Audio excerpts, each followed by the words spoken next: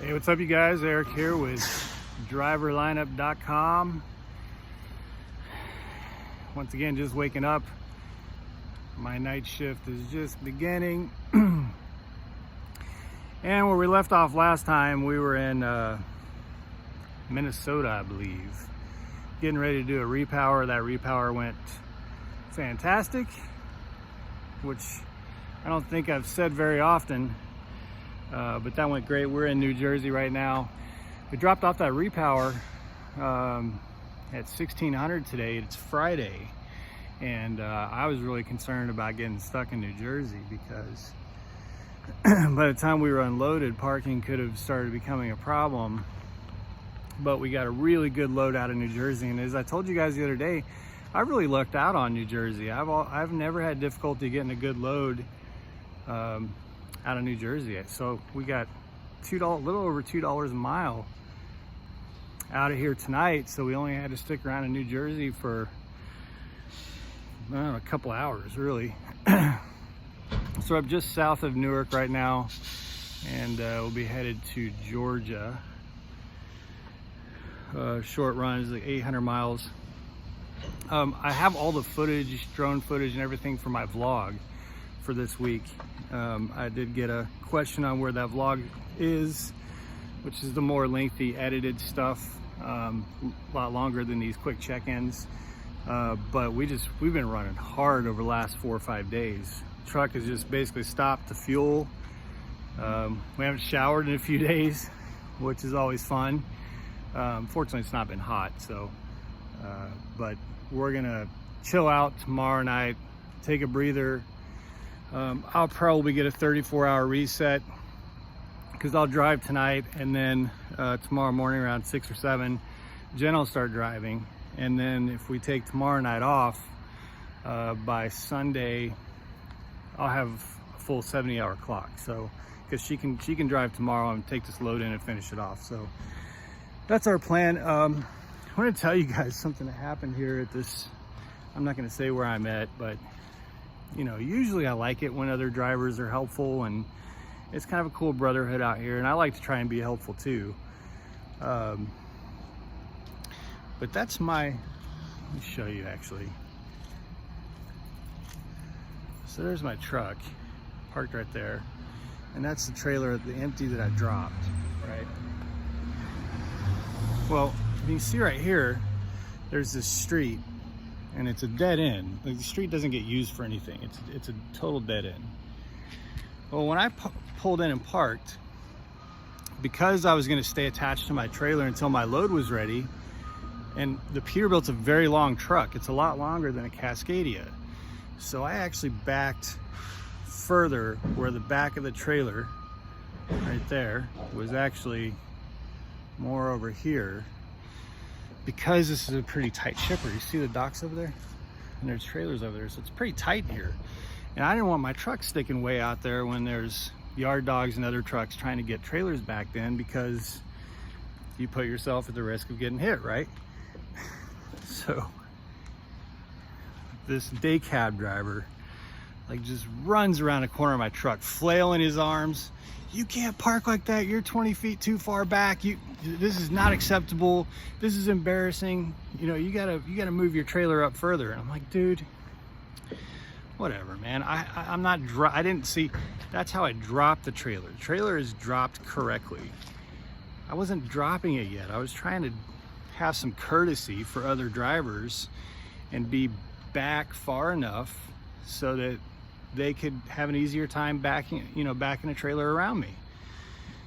So I don't know, sometimes it's just not really a rant. It's just sometimes when you run up to somebody and think you know what you're talking about, make sure you know what you're talking about, because it may look like they're doing something that isn't right, but they may have good reasons for it. So I don't even think he was trying to be helpful. I think he was just trying to be like a Karen, just running up to me like that. So anyway, it's kind of funny. Oh, another thing we saw right when we pulled into this place, we were waiting in line, and there was a Freightliner Cascadia that was backing up to a trailer to get his load. And I saw the kingpin miss the fifth wheel, and then he stopped like right as the kingpin was about to come off the front of the fifth wheel. And I thought, okay, well, he realized what he did. But then he hits the fuel and just rams the back of his cab up against his trailer. And both of his fins, or whatever you want to call them, slammed in front of his trailer. And he thinks that it was just the fifth wheel hitting the kingpin. So what does he do? He yanks the truck forward, which the kingpin hits the front of the fifth wheel, and then slams the truck back into the trailer. He did this 3 or 4 times until he realized, I better get out and look what's happening. I don't understand that. When I look in the mirror and I'm backing up to a trailer, first of all, I'm pretty paranoid about it, so a lot of times I'll get out and look if I don't feel the fifth wheel sliding along the bottom of the trailer. But I also look at I have a really good idea of how much room I have between the fin and the trailer, and if that gap gets anywhere remotely short of what I'm used to it being, I stop. I don't understand how you could let that fin hit the trailer. I would know there's something wrong right away, long before the fin hit the trailer. So I park and I run over to try to help him, and he's just livid. I mean, he damaged both the fins. They were all jacked up and bent. And you know, that's one of those things. They always say education is not free. He had to jack that trailer up. It took a while. He was dripping sweat, and it's not even hot. And then he had to go find a 2x4 so that he could push up the fifth wheel, and he barely got it out from under that truck. But his tractor, and it was a brand new Cascadia, it was pretty damaged. So anyway, great week for us so far. I mean, we're, as of tomorrow evening, which would be Saturday, we're at about $6,000 in revenue. So you know, this could be shaping up to be a $9,000 or $10,000 a week. So we're having just a great week, running our butts off. We don't normally run this hard, but that repower was thrown at us, and it was like $1.80 a mile. Couldn't say no to that, because we didn't have to go take the load we had. We didn't have to go live unload, which was awesome. We just swapped trailers with that driver, and he only had 100 miles to go. Which, of course, for me, it was $1.70 a mile, so that was $170 worth of driving. For him, he's a company driver, so he got $50 to take that trailer in.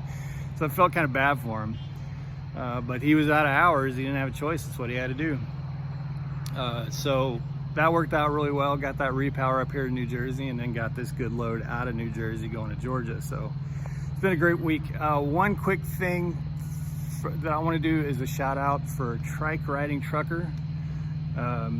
He did a shout out for us on his YouTube channel back when we had like 5 followers, and we crossed 100 subscribers, or subscribers, not followers. We crossed 100 subscribers in our first week on YouTube, which is awesome. Thank you guys so much. But Trike Riding Trucker gave us a shout out when we had like, you know, 5 subscribers. So it was really cool of him. I love his channel. He just sits there and tells it like it is and gives us a good glimpse of his journey. So I'm gonna put the link to his channel below.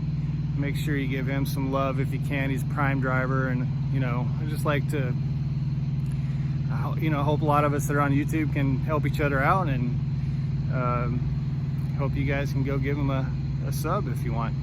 Outside of that, like I said, my vlog will be up hopefully Sunday. It's a long one. It'll be about 45 minutes. We got a lot of drone footage, a lot of B-roll footage.